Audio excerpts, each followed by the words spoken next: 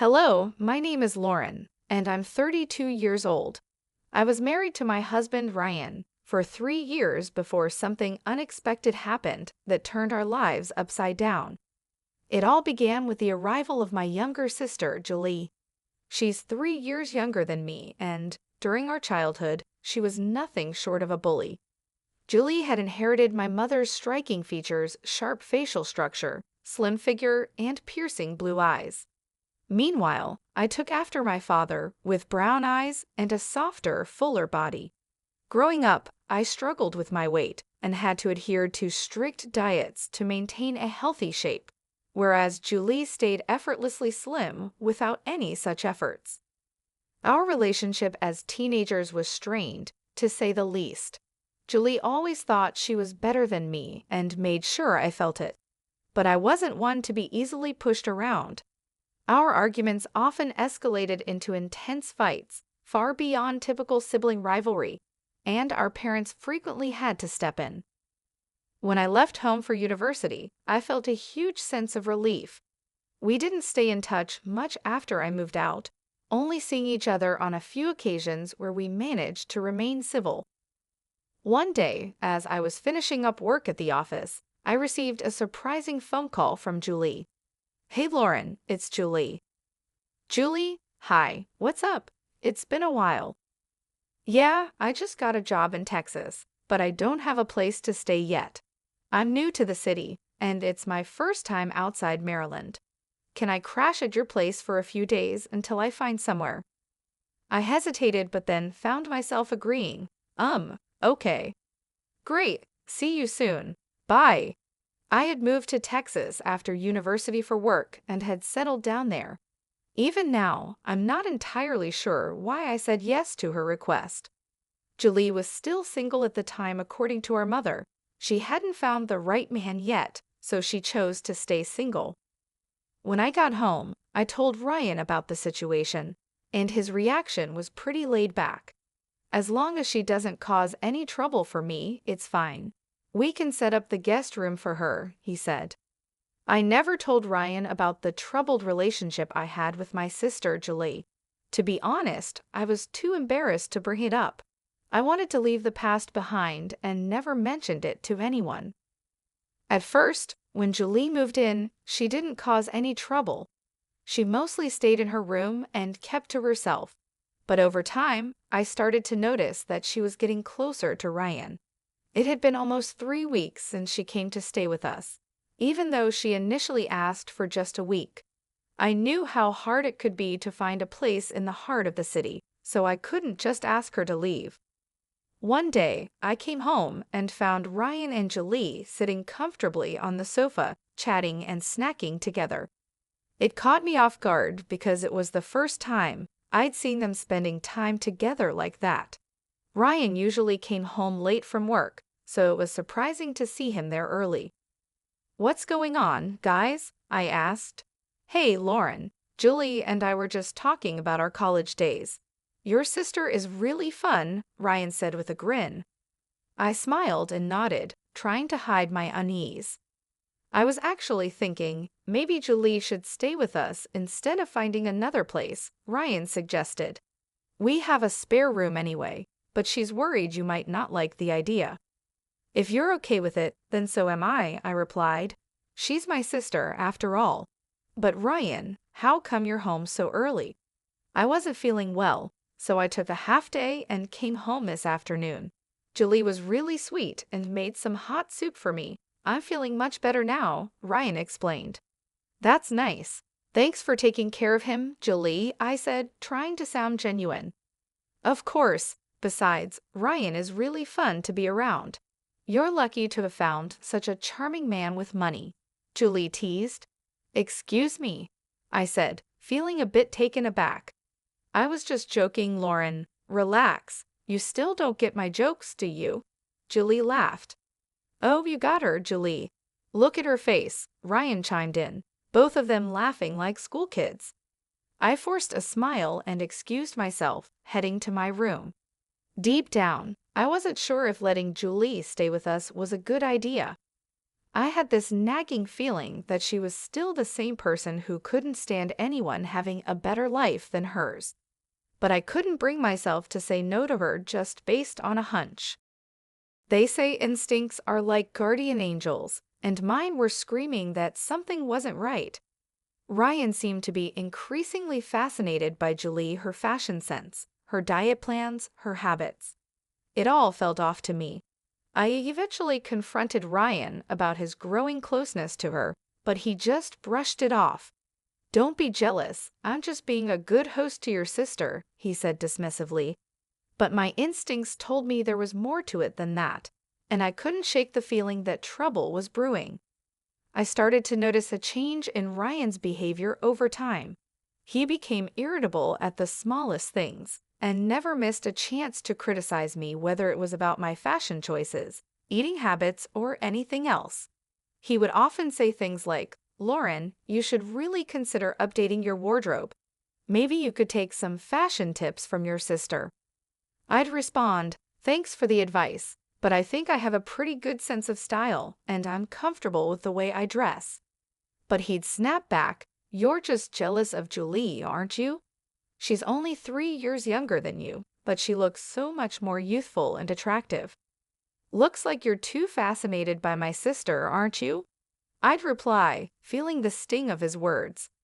"Damn, I think I married the wrong sister," he once joked, but there was an edge to his voice that made it clear it wasn't just humor. I shot him a look of frustration, but he just shrugged it off. "Come on, I was just kidding. Relax, honey." His so-called humor felt like a constant jab, and it didn't take long for Julie to join in. Together, they made me feel like an outsider in my own home. The situation escalated 2 weekends when I was getting ready for an office party. I chose to wear a red gown that I thought looked stunning. "Wow, that's a beautiful red dress," Ryan remarked. "It would look absolutely fabulous on you, Julie." His words hit me like a punch to the gut. Julie, lounging on the sofa, smirked and added, "Lauren's just wasting her money on these dresses. I mean, why spend so much when you're going to look ugly no matter what you wear? I feel sorry for you, darling." I couldn't believe what I was hearing. "Are you both out of your minds? Do you even realize how hateful and cruel you sound?" Ryan dismissed my reaction, saying, "Honey, you're overreacting. I just meant you shouldn't waste money on clothes that don't suit you. You should wear something more appropriate for your age, something more comfortable." "Comfortable?" I shot back. "You're only a couple of years younger than me. Besides, it's my choice what I wear. You have no right to dictate that." Julie chimed in with a smirk. "Such a narcissist, aren't you? Ryan, how did you even fall for her? Doesn't she look older than you?" "Well, she is 3 years older than me," Ryan admitted, his tone almost teasing. "Wow, that must be why we get along so well, Ryan," Julie joked. "Don't worry, Lauren. People like us just don't get your fashion sense." They both started laughing, sharing in their twisted camaraderie. That was the last straw for me. "Enough," I shouted.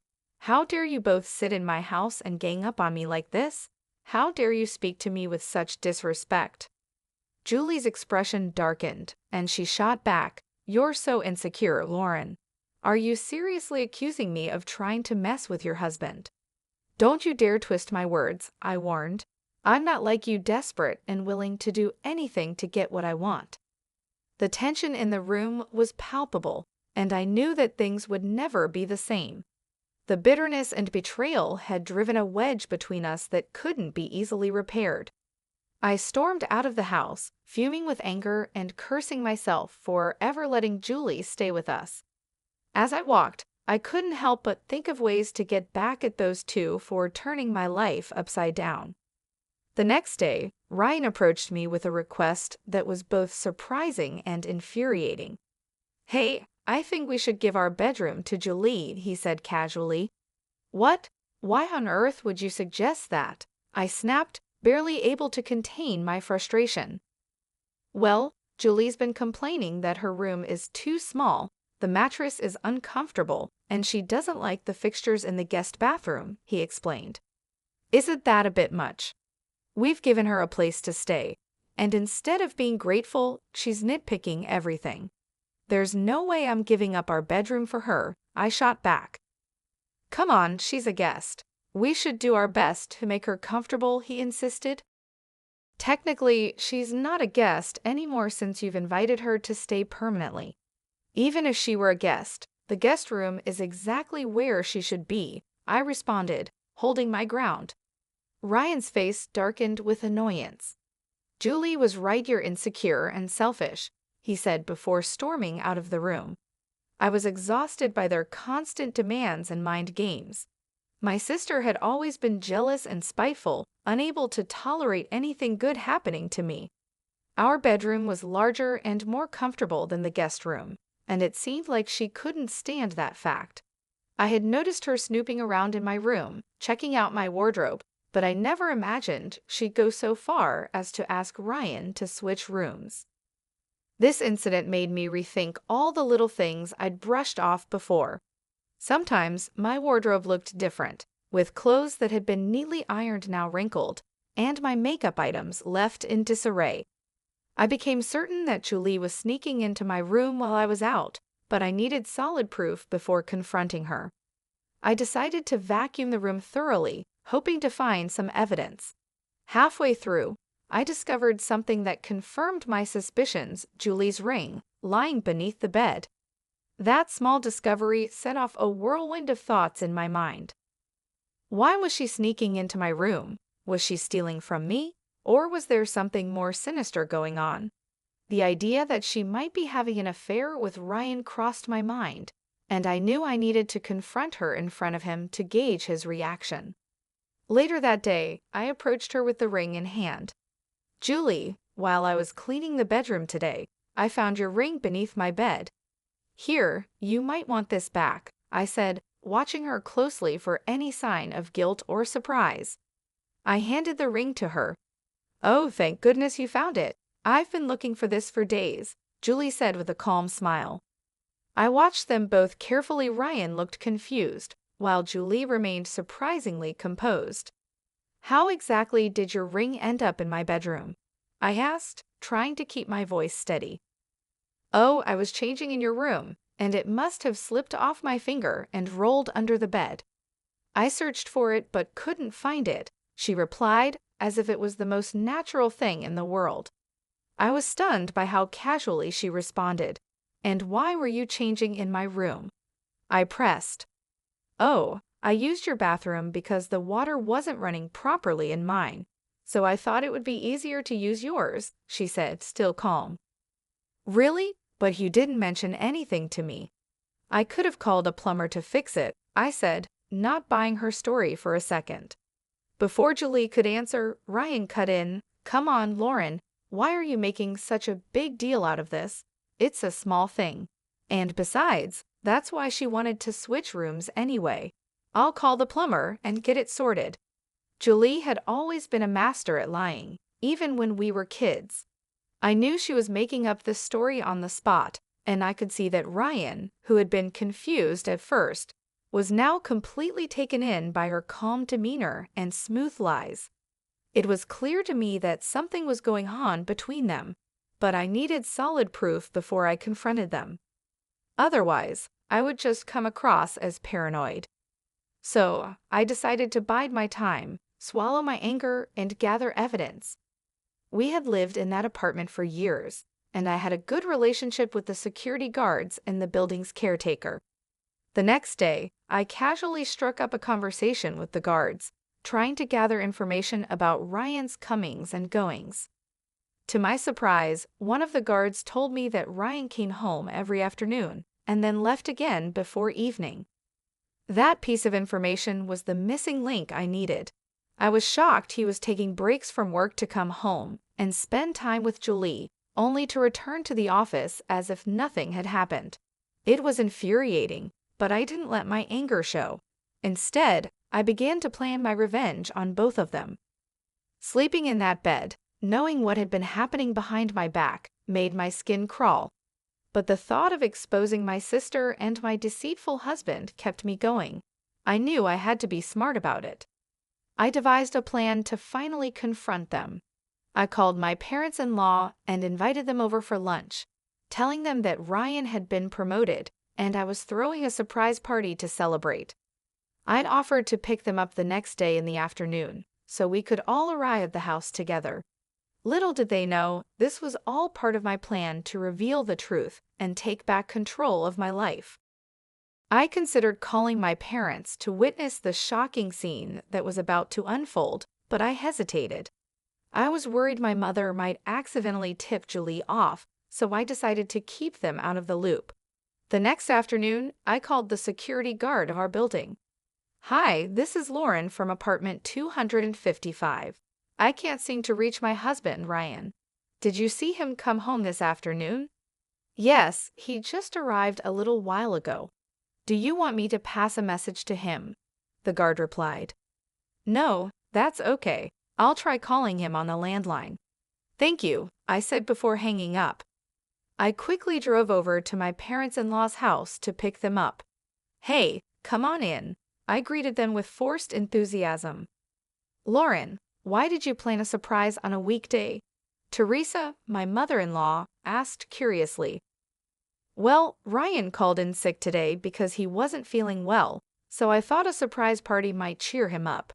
He'd love to have you both here to celebrate with him," I explained, trying to keep my voice steady. "Oh, I'm so happy for him," Teresa replied, smiling. I hurried them into the car and drove back to our apartment as quickly as I could. When we arrived, instead of ringing the doorbell, I used my keys to unlock the front door. I turned on my phone's camera and told my in-laws that I wanted to capture Ryan's reaction to the surprise. The living room was empty, but I knew exactly where to find them. I led my parents-in-law quietly toward the bedroom, motioning for them to follow me on tiptoe. When I opened the bedroom door, the sight that greeted us was exactly what I had feared. Ryan and Julie were caught in the act, frozen in shock at being discovered. Ryan's face turned red as he yelled, "You filthy pig! What are you doing here?" Calmly, I replied, "I'm not alone." I stepped aside, revealing his parents standing behind me, their faces twisted in horror. Ryan and Julie scrambled to get dressed, while Ryan desperately tried to explain. "Mom, Dad, this isn't what it looks like. I can explain, please wait." But Jason and Teresa were too disgusted to listen. They turned and left the room in shame. I followed them back to the living room, trying to hold back the tears. "Jason, Teresa, I'm so sorry you had to see that, but I didn't know any other way to expose the truth. Ryan is your son, and I knew you wouldn't believe me unless you saw it with your own eyes." Teresa shook her head, clearly struggling to process what had just happened. "I don't even know what to say. I feel so disgusted I could throw up." Just then, Ryan rushed into the living room, his voice desperate. "Mom, please let me explain. This is a misunderstanding. Both of these sisters are trying to frame me." But Jason cut him off sharply. "Shut up, Ryan. Just shut up. Don't act like you're some innocent child who can be easily tricked. We saw exactly what was happening, and there's no excuse for it." Ryan stood there, speechless as the weight of his actions settled in, and I knew that our lives would never be the same. "I can't stand to look at you, Ryan. We're leaving. Don't you dare contact us ever again, you disgust us," Teresa said with a tone of finality. As soon as Jason and Teresa walked out the door, Ryan and Julie turned their anger on me. "You ugly, selfish woman. Always playing the victim," Julie sneered. "You've been like this your whole life. I stayed at your house, and instead of being grateful, you accuse me of sleeping with your husband? Wow, I was stupid to think you might have matured, but you're just as awful as you were as a kid." "And what about you?" I shot back. "A pathetic scumbag who's just as rotten now as ever. Why didn't you tell my husband about your lazy, couch potato teenage years? Embarrassed to admit who you really are." "I've had enough of both of you," I shouted, pulling out my phone. "I'm sending this recording to Mom and Dad. They deserve to know what kind of daughter they have." Julie's eyes widened in fear. "Don't you dare do that. I'll sue you for framing me." Good luck with that, I retorted. Finally, I pulled out the divorce papers I'd been carrying in my bag and threw them in Ryan's face. Both Ryan and Julie were furious, hurling insults at me as I grabbed my bags and left the house. I had already packed my things, so I didn't have to endure their cruelty any longer. I moved in with a friend for a few days until I could find a decent lawyer to help me secure alimony from Ryan. I sent the video recordings to my parents, who were horrified and ashamed of Julie and Ryan's betrayal.